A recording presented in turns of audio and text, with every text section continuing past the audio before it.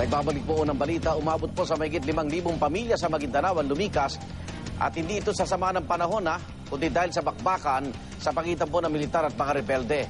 Ang report mula kay Chinot Gaston.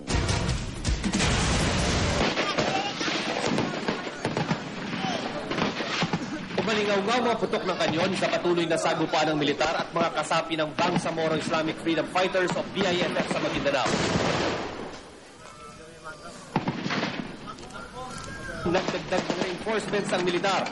Sagot sa tila mas marami raw na bilang ng mga rebelde na nagsimulang sumalakay sa Lower Salvo sa dati Saudi Ampatuan.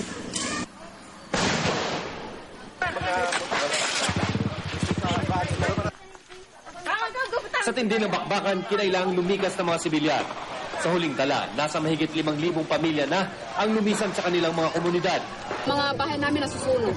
Mahigit 3,000 sa kanila, bawang mga bata. Buntis naman ang humigit kumulang 700 sa mga tinatawag na bakwit.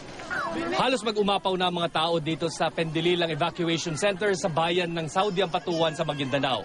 Pero patuloy pa rin ang pagdating ng mga evacuees dahil sa walang patid na pakbakan sa pagitan ng gobyerno at ng mga rebelde.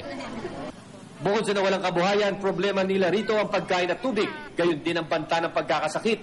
Kaya doble kayod sa paghahatid ng tulong ang DSWD, DOH at mga humanitarian NGO. Para sa unang balita, Chino Gaston reporting.